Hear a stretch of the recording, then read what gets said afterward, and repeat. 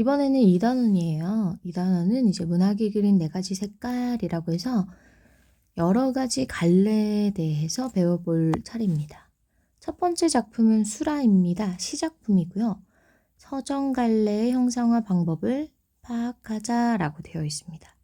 또한 시를 구성하는 그 요소들의 관계를 이해하면서 이제 시를 수용하고도 이제 만들어 볼 수 있어야겠죠. 세 번째, 언어 공동체의 특성을 이해하면서 작품을 감상해야 되겠습니다. 이런 게 학습 목표라는 거예요. 자, 두 번째는 엇박자 D. 서사갈래니까 이제 소설에 대해서 얘기하는 거겠죠. 파수꾼 극갈래입니다. 자, 네 번째는 교술갈래인데요. 교술갈래는 우리 보통 이제 수필갈래라고 생각을 하면 돼요. 각각의 이제 갈래별 특징을 정확하게 이해해야 하고, 이제 작품이 나오면 위글의 특징은 해서 갈래별 특징을 1, 2, 3, 4, 5번에 줄 세워놓고 거기에 대해서 고르라는 문제가 굉장히 많이 나옵니다. 그래서 그 갈래별 특징도 전부 정리해 놓을 수 있어야 되겠습니다. 수라 같은 경우는 이제 서정갈래죠. 서정갈래의 특징이 뭐죠? 맞아요. 뭐 운율, 심상, 즉 이미지, 여러 가지 함축적인 어떤 의미들을 가지고 이제 짧게 표현한 걸 우리가 서정갈래라고 합니다. 서사갈래는 뭐예요? 네, 어떤 시간의 흐름에 따라서 얘기를 하는 거기 때문에 이제 소설갈래를 얘기하죠. 그러면 여러분, 소설의 3요소가 뭐야? 라고 하면 얘기할 수 있나요? 우리가 그런 부분에 약해요. 자, 소설의 3요소는 이제 주제 구성 문체입니다. 그리고 우리가 아는 그 소설을 얘기할 때 3가지. 인물, 사건, 배경 같은 경우는요. 구성의 3요소예요. 이런 부분을 이제 나눠서 생각을 해줄 수가 있어야 되겠습니다. 그래서 서사갈래를 어떻게 형성하느냐. 우리 오른 어떤 인물을 파악하고요. 이제 주요 사건을 파악하면서 뭘 알아내야 돼요? 맞아요. 갈등을 파악해낼 수 있어야 되겠다. 갈등에는 여러 종류가 있겠죠. 이제 내적 갈등, 외적 갈등 이런 것도 있고 이게 인물과 인물 사이에서만 갈등이 일어나는 게 아니기 때문에 그런 어떤 추가적인 문학 이론을 우리가 또 공부를 해야 되겠습니다. 공간적, 시간적 배경, 사회문화적 배경 같은 걸 확인하면서 이제 서사 갈래를 이해할 수 있어야 합니다. 자, 세 번째 파수꾼 같은 경우는 극갈래예요. 자, 극갈래 같은 경우는 이제 이게 연극의 대본이냐, 즉 희곡인가, 그리고 이제 드라마, 영화의 대본인가 이런 걸 우리가 시나리오라고 하죠. 어떤 것을 다루고 있는지를 먼저 확인을 해야 되겠고 이제 각각의 특징들이 또 따로 있기 때문에 분명 극갈래와 서사갈래는 이제 갈등이라는 것, 그러니까 사건이 존재한다는 것은 공통점이지만 이제 서술자의 유무에 따라서 이제 서사갈래랑 극갈래가 나눠지기 때문에 그 부분을 잘 파악해 주셔야 되겠습니다. 주요 특징은 이제 그 작품을 할 때 정리를 할게요. 자, 네 번째는 수필입니다. 수필은 보통 어떤 경험을 가지고 우리에게 어떤 가치관, 작가의 가치관을 전달하는 글이기 때문에 이제 나아가 뭐가 됩니까? 네, 작가가 됩니다. 그래서 교술갈래 같은 경우도 어떻게 이제 내용을 구성하고 있는지를 잘 파악하고 거기에 쓰인 표현 방법을 이제 읽어내면 된다. 이렇게 일단 개관을 하고 지나갈게요. 자, 첫 번째는 수라입니다. 수라. 서정갈래의 형상화 방법을 고려해서 작품을 감상. 구성 요소가 유기적인 끈끈한 관계를 맺고 있음을 이해하면서 수용 생산. 아까 봤던 부분이죠. 언어 공동체의 특성을 이해하면서 작품을 감상한다. 이렇게 얘기하고 있습니다. 자, 생각을 깨우는 질문 같은 경우는 그냥 넘어가겠습니다. 자, 자신의 경험을 개성 있게 표현하는 것은 작가만이 할 수 있는 일이다. 이게 서정갈래에서 이렇게 묻고 있다면 조금 애매하지 않나요? 그죠? 자신의 경험을 개성 있게 표현하는 것은 작가만이 할 수 있는 일이다. 우리도 할 수 있지 않을까요? 시를 만들 수 있는 거니까. 대부분의 시에서는 함축적이고 상징적인 표현으로 시적 화자의 이제 감정을 드러낸다. 그렇죠. 관념이나 사상 등 추상적인 것을 이제 구체적인 대상으로 표현하는 것을 상징이라고 한다. 자, 우리 여기서 상징과 비유에 대해서 조금 비교를 하고 넘어갈 건데요. 이제 우리가 시를 배우면 상징이라는 말이 굉장히 많이 나와요. 근데 상징과 비유는 이렇게 생각을 해야 돼요. 일단 비유. 비유는 이제 어떤 A라는 대상을 이제 B에다가 이제 빗대는데 이 둘의 유사성이 있어야 된다는 점입니다. 유사성. 자, 근데 상징 따위는 100% 유사성이 있어야 되는 건 아니에요. 하지만 어떤 이제 A라는 관념, 즉 좀 추상적인 대상 있잖아요. 사상을 B로 나타내는 방식인데 이거 두 개는 무조건 비슷해야 되는 건 아닙니다. 이제 근데 이 B가 구체적인 어떤 대상이 될 때 우리가 상징이라고 하는 거예요. 자, 예를 한번 들어볼게요. 상징 같은 경우는 평화의 상징 뭐죠? 자, 평화하면 우리 보통 비둘기를 생각하잖아요. 근데 평화랑 비둘기 뭐 똑같이 생긴 거나 비슷하게 보이는 게 있나요? 딱히 그런 건 없는데 우리가 옛날부터 그렇게 이제 써왔기 때문에 평화를 비둘기라고 이제 일컫는다. 이런 것들이 있다는 거죠. 결과적으로 그런 것만 알아주세요. 관념 사상을 이제 구체적인 대상으로 비유할 때 이제 평화를 비둘기로 얘기할 때 이걸 상징이라고 한다. 비유 같은 경우는 비슷한 걸 얘기하기 때문에요. 이제 보통 지규랑 은유 요거 두 개를 비유라고 하죠. 지규는 뭐뭐 같은 인양 뭐뭐인 듯이 이런 연결을 통해서 두 개의 공통점을 이제 얘기해요. 사과 같은 내 얼굴. 선생님, 제 얼굴은 사과 같지 않은데요? 근데 여기서는 공통점이 분명히 있죠. 그만큼 뭐 예쁘고 동그랗거나 뭐 붉은 뭐 이런 느낌을 이제 얘기하고 있기 때문에 이걸 비슷하다고 할 수가 있겠습니다. 은유는요, 내 마음은 호수요. 자, 이런 같은 인양 듯이처럼 이런 걸 안 쓰고 이렇게 A는 B다 이렇게 표현할 때 우리가 은유라고 합니다. 근데 뭐가 비슷할까요? 맞아요. 호수처럼 넓다라는 게 비슷하다라는 거예요. 자, 이런 식으로 이제 상징과 비유를 좀 나눌 수 있고 이해할 수 있다면 이제 우리 충분히 넘어가도 된다. 이렇게 생각하셔야 됩니다. 자, 상징과 비유 이해 안 되시면요. 인터넷 검색이라도 꼭 해보셔서 정리를 무조건 하고 넘어가셔야 됩니다. 알겠죠? 넘어갈게요. 자, 나는 서정갈래의 특성과 시의 구성 요소를 이해하면서 감상해 보겠어. 자, 넘어가 볼게요. 자, 서정갈래의 특성입니다. 서정갈래는 개인의 정서를 어떻게 주관적으로 드러내는 양식이다. 또 개인의 감정이나 정서를 어떤 거? 함축적인 언어, 운율로 표현한다 라는 거예요. 시는 시의 화자가 처한 상황으로 시적 상황이 드러나겠고요. 거기에 대해서 기쁨, 슬픔, 그리움 등의 정서를 그려내어 독자에게 전달한다. 자, 그래서 서정갈래는요, 이 개인의 어떤 정서를 주관적으로 드러내는 문학 양식으로 이제 함축적인 언어, 운율로 표현된다. 이런 거를 그냥 뽑아내야 되는 거예요. 시의 구성 요소 볼게요. 시인은 시어, 운율, 심상 등의 구성 요소와 표현 방법을 활용해서 주제를 나타낸다 라고 합니다. 자, 여기서 우리 심상 하나 알고 할게요. 심상 모르는 사람 또 있죠. 중학교 때 배우고 넘어오는 이제 단어들이기 때문에 설명 없이 넘어갑니다. 심상은 이제 마음심이죠. 마음속에 떠오르는 형상이에요. 마음속에 어떤 형상들이 떠오를 수 있을까요? 우리 인간은요, 5가지 이제 감각을 느낄 수가 있어요. 근데 눈 감고 뭔가 상상해봐라 라고 하면 눈앞에 퐁퐁 떠오르는 게 뭐라는 거죠? 맞아요. 시각이에요. 선생님이 어저께, 서면에 실내동물원을 다녀왔는데, 이제 아기랑 다녀왔는데 냄새가, 기가 막힌 냄새가 나는 거예요. 똥이랑 이제 방향제랑 섞인 이런 냄새들 있죠.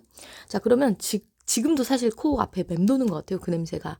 그래서 1시간 겨우 버팅이다가 이제 나오긴 했는데 한 사람당 15,000원씩이었으니까 30,000원을 이제 1시간 안에 태우고 온 막 보람차긴 했어요. 막 만질 수도 있고 그래서. 자, 어쨌든 제가 지금 눈 감고 떠올린다면 어떤 감각을 느낀다는 거예요? 후각이요, 후각. 그죠? 자, 거기서 우리가 새랑 미역회 새로 다 만져봤거든요. 촉각을 느꼈고요. 그죠? 그 다음에 미각. 우리가 인간이 느낄 수 있는 감각, 미각. 또 뭐 있죠? 시각, 후각, 촉각. 맞아요. 귀로 듣는 거, 청각. 아니, 어저께 거기 양이 있었거든요. 양이 음메하고 우는데 소리가 너무 큰 거예요. 그래서 우리 애기가 거의 뭐 기겁하고 양은 되게 귀여운 동물이라고 생각했는데 이제 막 도망 다니는 거 있죠. 자, 그런 것처럼 인간은 이렇게 5가지 감각을 느낄 수 있다. 이런 것들이 시에서 글로 나타나고요. 우리가 그 글을 보고 요 5가지 감각을 떠올릴 수 있어야 되겠습니다. 그게 바로 심상이에요. 이해되시죠? 넘어갈게요. 어쨌든 이런 거를 사용해서 우리는 주제를 나타냅니다. 시인은요. 자, 시인은 함축적 의미를 담은 시어를 선택. 아무 단어나 쓰는 게 아니에요. 자, 일상적인 언어를 쓰긴 하는데 이제 분명히 거기에는 다양한 이제 고민들이 들어간 어떤 시어들이다. 그 시어를 배열해서 운율을 만듭니다. 또 비유, 상징 등의 어떤 표현 방법을 사용하고 자, 심상을 구체화하여 화자의 정서를 표현합니다. 이렇게 시는 각 구성 요소가 유기적으로 자, 끈끈하게 이제 결합되어 있습니다. 또한 같은 언어를 쓰면서 살아가는 집단인 언어 공동체에도 시창작의 영향을 이제 끼친다라고 하고 있어요. 자, 여기서 우리가 고민을 해야 되는 게 뭐냐면요. 보세요. 언어 공동체도 영향을 끼친다. 선생님은 이 고향이 제주도거든요. 그러면 내가 만약에 시를 쓴다면 제주도 사투리를 쓸 수 있을까요? 아, 네, 맞죠. 그 언어 공동체도 영향을 끼친다. 지금 우리가 이제 이제 다음에 나올 이제 백석이라는 시인은요, 사실 시에 굉장히 방언을 많이 쓰는 사람이다라고 볼 수가 있겠습니다. 그래서 이런 말이 나오지 않았을까 싶어요. 자, 시인은 자신이 속한 언어 공동체의 특성을 담아 개성이 드러나는 작품. 아까 선생님 얘기했죠? 만약에 선생님이 이제 시를 쓴다면 제주도 방언을 써서 시를 써요. 그러면 이 작가 굉장히 개성 있는데? 라고 생각할 수 있다는 거죠. 자, 넘어가 보겠습니다. 자, 운율, 심상은 시를 구성한 요소 맞죠? 시는 심상을 구체화, yes. 서정 갈래는 이제 개인의 정서를 주관적으로 드러내는 문학 양식이다. 자, 그렇습니다. 아까 얘기 나왔었죠? 이런 것들 다 이제 어떤 갈래의 정의이기 때문에 외워주셔야 되겠습니다. 시인은 시의 구성 요소와 표현 방법을 활용, 주제 형상 맞죠? 시인은 자신이 속한 언어 공동체의 특성을 담았네, 그죠? 넘어갈게요. 자, 수라. 시입니다. 이 수라라는 단어도 이제 갖고 있는 의미들이 있어요. 어떤 지옥 이런 걸 이제 의미하는 단어이기 때문에 시 내용이랑 제목이랑 곰곰이 생각해 보면서 왜 이런 글을 썼지라고 고민을 해보셔야 되겠습니다. 자, 작품의 핵심 화자의 행동과 정서 변화가 나와요. 우리가 이 행동과 정서 변화 총 일단 교과서에서는 한 4개 정도, 4-5개 정도로 이제 행동을 줄이는데 선생님 한 6개로 끊어서 봐볼게요. 정서도 마찬가지로요. 자, 주제를 형상화한 방법은 물론 이렇게 아까 얘기했던 것처럼 심상, 어떤 운율, 함축적인 의미를 버무려서 주제를 형상화했다. 이렇게 알 수가 있겠습니다. 자, 작가 소개 나와 있어요. 자, 원래 막 인물 사진이 나와 있는데 선생님이 알고 있는 그 백석의 얼굴과 굉장히 다르게 그려놨어요. 머리 스타일만 비슷하다.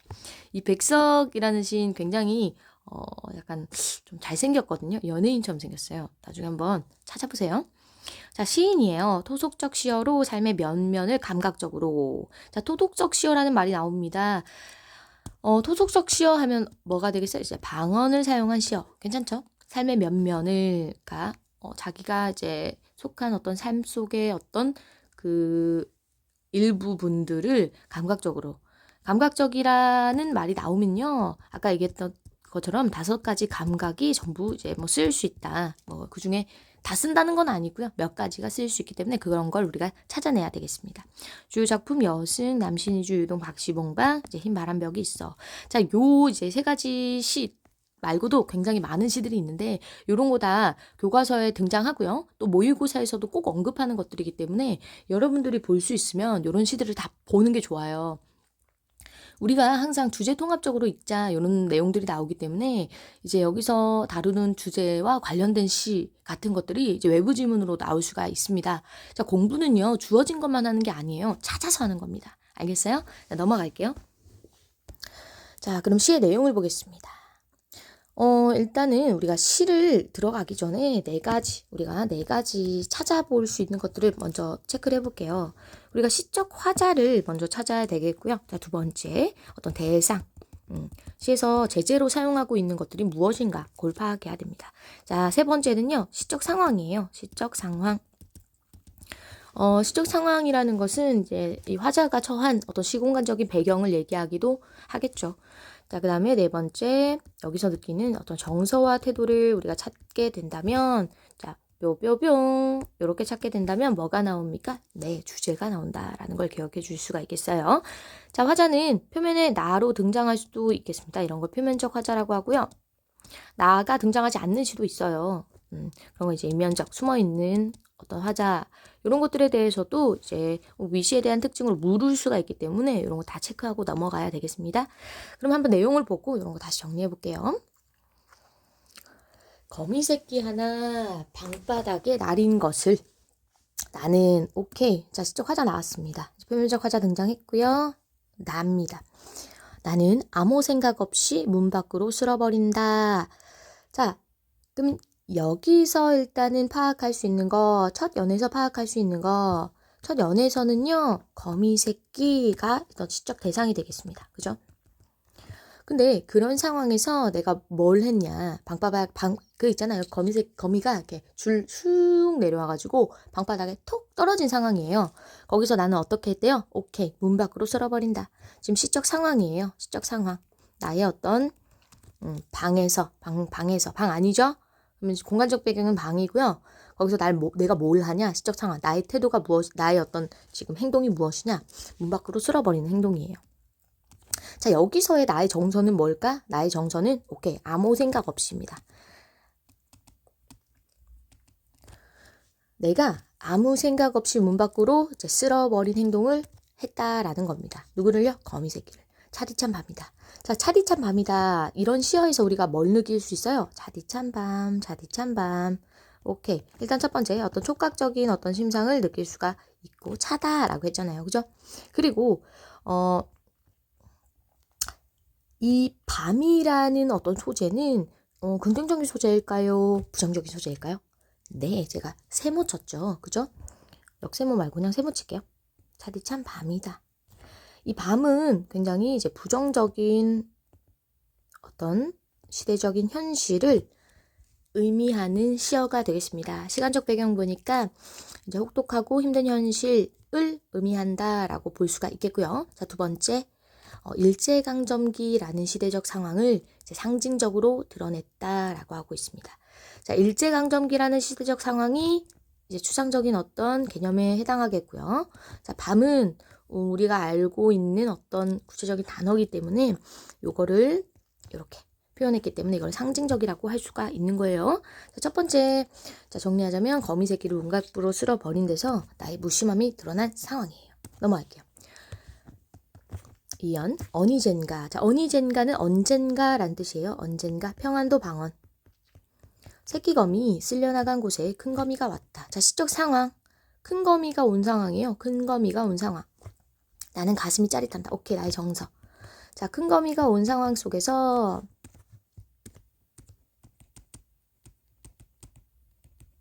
시적 상황 두 번째. 큰 거미가 온 상황 속에서 나의 정서는 어떻다? 가슴이 짜릿한다. 자, 가슴이 짜릿한다라는 것은 뭔가 가슴 속에 어떤 감상을 느꼈다는 겁니다. 그게 뭐요? 죄책감과 연민. 뭐라고요? 죄책감과 연민. 자, 그럼 정서 조금 더 구체적이게 정리를 하자면 이거 외워야 돼요. 첫 번째, 무심함으로 쓸어버렸어요. 자, 근데 거미 새끼를 버렸는데 걔네 엄마가 온 거야. 미안하지? 네, 죄책감을 느끼고요. 좀 안타깝잖아요. 불쌍해. 내가 가족을 찢어놨네? 연민을 느낀다라는 거예요. 오케이? 넘어갈게요. 나는 또 큰 거미를 쓸어 문 밖으로 버리면. 자, 지금 그러면요. 두 번째 이제 시적 상황에 대해서 나는 어떻게 했어요? 문 밖으로 쓸어버린 행위를 반복했습니다. 찬바퀴라도 새끼 있는 대로 가라고 하며. 자, 이 의도는 바로 둘을 만나게 해주기 위한 것이라는 거죠. 그죠? 자, 찬박이라도 마찬가지로 여기서도 찬박이라는 어떤 부정적인 어떤 배경이 드러나고요. 나의 어떤 태도가 보입니다. 시적 상황 세 번째. 거미를 쓸어 문 밖으로 버렸고요. 거기서 나의 정서. 세 번째 정서 체크할게요. 나의 정서 뭐라고요? 서러워한다. 서러움. 자비, 연민, 동정을 느끼면서 이제 좀 마음이 아파하고 있는 게 보입니다. 이렇게 해서 아린 가슴이 싹기도 전이다. 자, 그러면 이 아린 가슴은 이 서러움이 여전히 남아있다라는 것이고요. 자, 요거를 풀어서 얘기를 하자면 고통스러운 마음이 진정되기도 전이다 라는 이야기가 되겠습니다. 자, 어디에서 좁쌀만한 알에서 갓 깨인 듯한 발이 채 서지도 못한 무척 적은 새끼거미가 이번에 큰 검이 없어진 곳으로 와서 아물거린다. 자, 아물거리는 것은 뭐 자꾸 움직이는 것 같다라는 거예요. 자, 무슨 상황이에요? 오케이. 엄청 갓 태어난 것 같은 새끼거미가 아까 큰 검이 없어진 곳으로 와서 또 아물거린대. 그러면 그 자식 새끼들이 또 엄마 찾는 거 아니에요? 자, 시적 상황. 네 번째, 여기서 나의 정서는 오케이. 나는 가슴이 메이는 듯하다 라고 합니다. 나는 가슴이 메이는 듯하다. 자, 미안함과 안타까움의 정서가 드러난다. 요렇게 체크를 할 수가 있겠죠. 어미를 찾는 그 모습에 미안함을 느끼고 있어요. 내 손에 오르기라도 하라고. 자, 이게 의도인 거죠. 나는 손을 내어미나. 내가 손을 내어민 의도 뭐라고요? 도와주고 싶은 마음에 항상 이런 의미를 잘 파악해야 돼요. 분명히 울고 불고 할 이 작은 것은 나를 무서이 달아나버리며 나를 서럽게 한다. 자, 그러면 어떤 상황입니까? 여기서는 오케이. 나는 도와주려고 손을 내어밀었지만 시적 상황. 다섯 번째.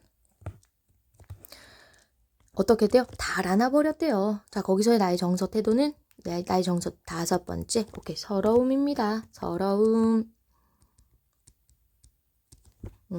나를 서럽게 한다. 그 서러운 게 그게 아니죠. 약간 마음이 슬프다. 이렇게 해석을 하면 돼요.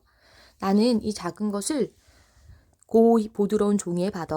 자, 고이 보드러운 종이가 의미하는 바는 오케이. 배려심입니다. 배려심. 또 문 밖으로 버리며.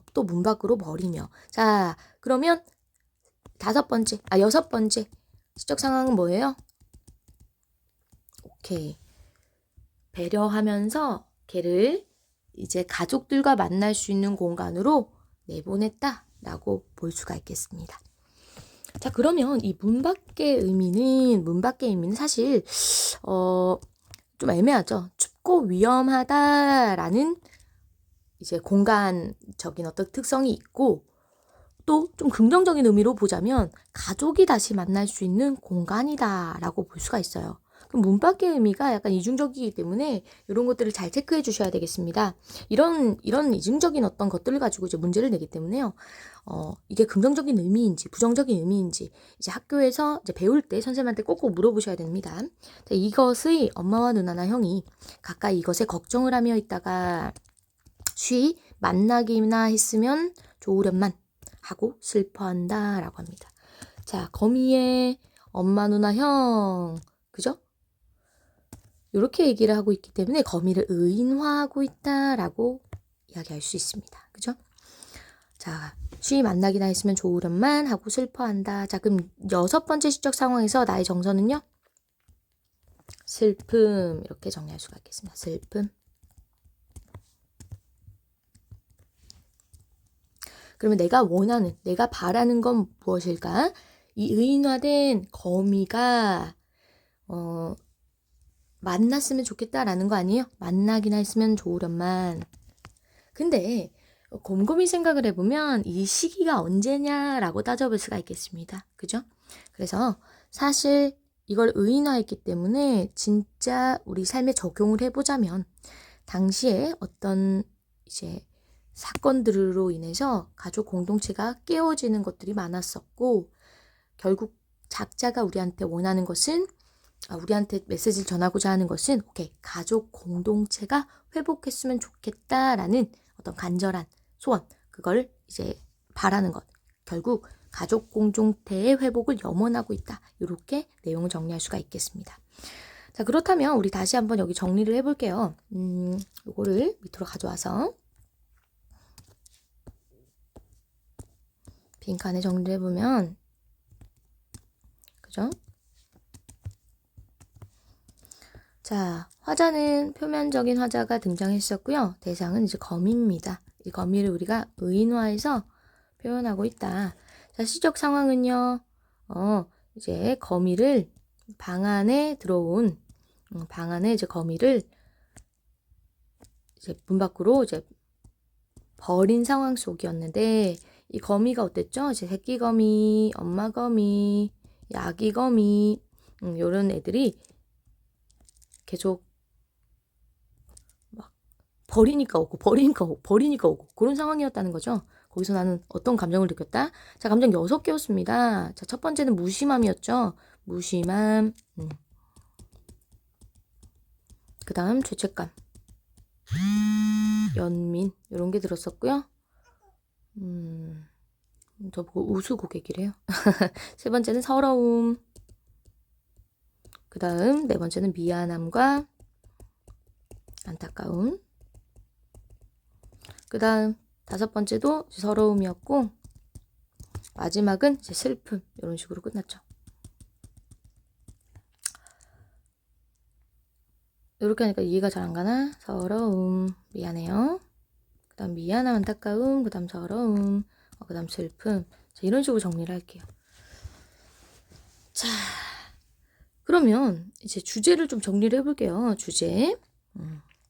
그러면 이런 상황 속에서 내가 슬픔을 느낀다라는 거였는데 이거를 이제 시대적 상황에 적용을 해보면 이런 걸 이제 가족 공동체라고 했고요.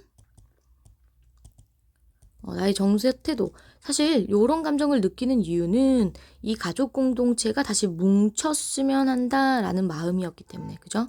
그래서 정서 태도, 결국 이런 가족 공동체의 이제 회복을 염원한다라고 보면 이런 것들이 이제 주제가 된다라고 볼 수가 있겠습니다. 이해되시죠? 자, 어휘도 꼭 정리를 해보셔야 돼요. 자, 보니까 시의 화자는 연민의 감정을 느낀다. 이 행동이 반복되면서 전개되고 있다. 적은 새끼는 올라갔다, 올라가지 않았다. 자, 그럼 표현상의 특징을 좀 정리를 해보자면 여러분 시에서요 보통 2번 이상 나오면 거의 다 반복으로 봅니다. 그러면 이 쓸어버리는 이 행위가 반복된다라고 할 수 있겠죠. 쓸어버린다, 그죠? 여기서 또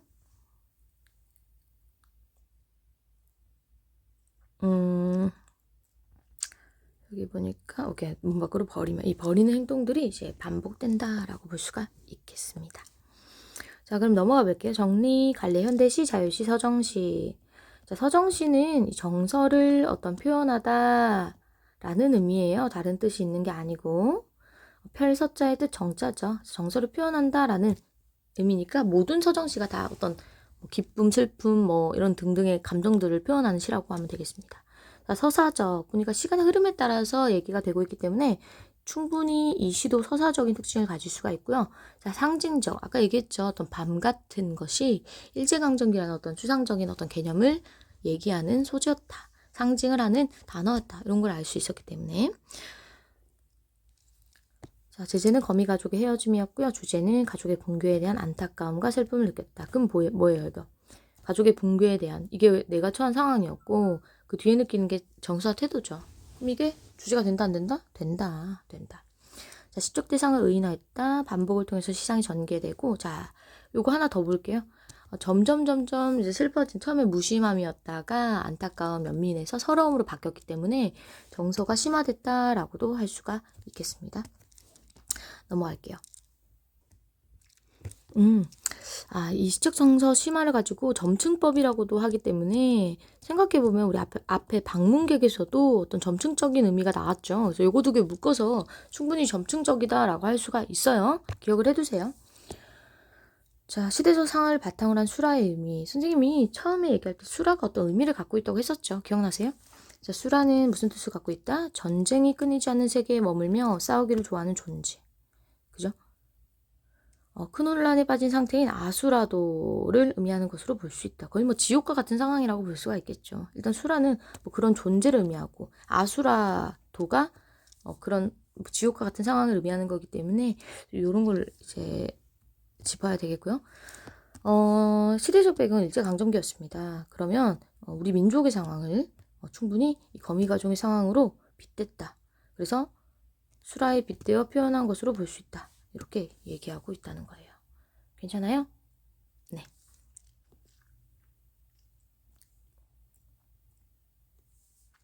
자, 거미가족에 대한 화자의 행동과 정서 변화. 지금 보면 선생님은 6개로 이거를 끊었는데 여기서는 뭐 크게 뭐 3, 4개로 이제 끊고 있어요.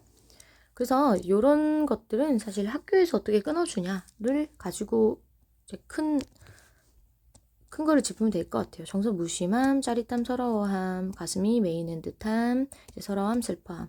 근데 보니까 이제 정서가 6개가 나오기 때문에 뭐 충분히 선생님이 아까 6개로 나눈 정서 기억나시죠?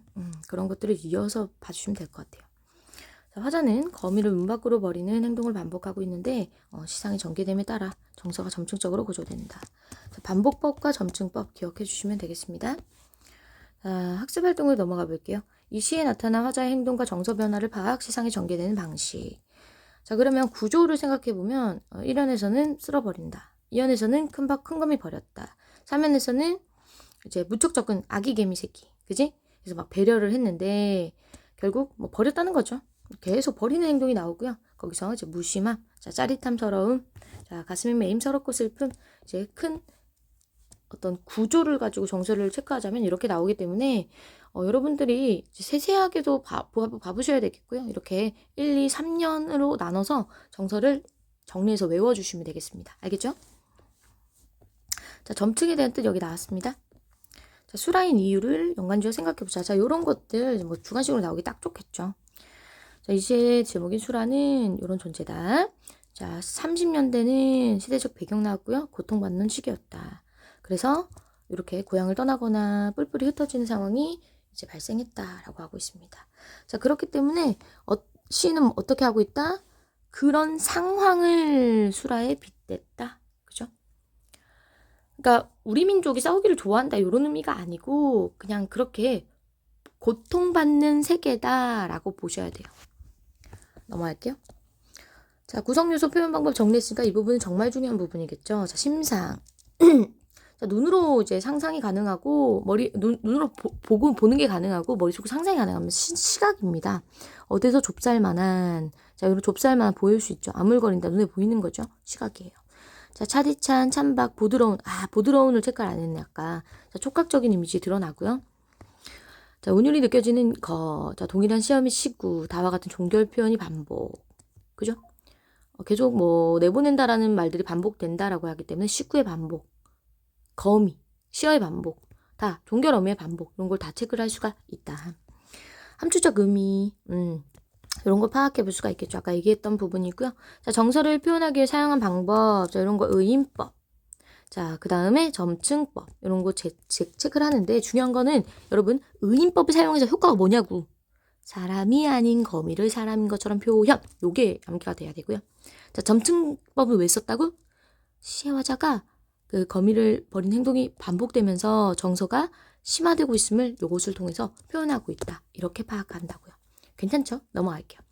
자, 이 시의 주제가 뭔지 생각해보고 어떤 역할을 했는가. 자, 이 시는 안타까움과 슬픔을 표현하고 있다. 요게 바로 주제였죠. 자, 그래서 아까 위에서 얘기했던 것처럼 의인화하여 표현, 그 다음에 반복을 통해서 정서 심화 이런 걸 얘기할 수가 있겠습니다. 또한 다양한 어떤 심상, 그 다음에 어떤 함축적인 의미를 지닌 시어, 은유를 통해서 자, 주제를 효과적으로 표현하고 있다. 이렇게 연결할 수가 있겠습니다. 이해되세요? 네. 그래서 여기서 이걸 가지고 뭘 낼 수 있는지를 곰곰이 생각해 보셔야 돼요, 여러분들은. 출제자의 포인트가 무엇일까? 자, 주제 쓰라고 하면 주제 쓸 수 있어야 되고요. 자, 정서를 심화해서 표현하기 위해서 뭘 썼느냐, 뭐 이런 걸 물어볼 수가 있기 때문에 다 외워주셔야 되겠습니다. 내신은 암기예요, 여러분. 다 공책 정리하시고요. 이제 중학교처럼 공부해서는 절대 윗물에서 놀 수가 없어요. 진짜 선생님이 얘기해주는 거 아득바득 다 적고 왜 암기하고 어디서 주관식을 낼 수 있을지는 우리가 몰라요. 선생님의 마음에 들어가 보는 게 아니잖아. 그러니까 냅다 다 외워놓고 그죠? 이걸 또 시험 기간에 외우려고 하면 안 외워진단 말이야. 그러니까 미리미리 열심히 외워놓고 시험 기간에는 그걸 다시 내 머릿속에 바르는 느낌으로 이렇게 공부가 돼야 됩니다. 이해되세요? 넘어갈게요. 다음을 참고하여 백석의 시에 드러난 언어 공동체의 특성. 자, 평안도 방언이 나왔다 그랬죠? 백석은 토속어와 평안도 방언을 비롯 여러 지역의 언어들을 시에 활용, 우리 민족의 삶과 생활을 표현했다. 자, 그런 언어 공동체의 특성을 체크할 수가 있다라는 겁니다. 자, 이유 나와요. 삶의 정치 드러내고 다양한 문화를 표현하기 위해서입니다. 자, 그러면 나머지 시를 창작해보자고 했으니까 이런 부분에 대해서는 학교 재량이겠죠? 수행평가로 들어가거나 그런 것들이 나타날 수가 있기 때문에 이런 걸 확인해 봐야 되겠습니다. 자, 마지막 스스로 정리하기 부분 보이죠? 항상 이런 부분 그냥 읽고 넘어가지 좀 마세요. 다 노트 정리. 그래서 눈 감고 서정갈래의 특성 딱딱딱 쓸 수 있게끔 해보시고요. 시의 주제 형상화 방법, 시어는 이렇게, 심상은 이렇게 다 각각의 어떤 특징들이 있죠? 그죠? 이렇게 해서 활용해서 형상화했다. 이런 거를 체크해 주셔야 되겠다. 서정갈래의 특성을 파악, 시를 감상했느냐? 여러분들 체크해 보시면 되겠습니다. 뿅뿅뿅 이렇게. 자, 마지막 제재 정리하기. 다 봤던 부분이기 때문에 여러분들 이 부분도 잘 외워주시고요.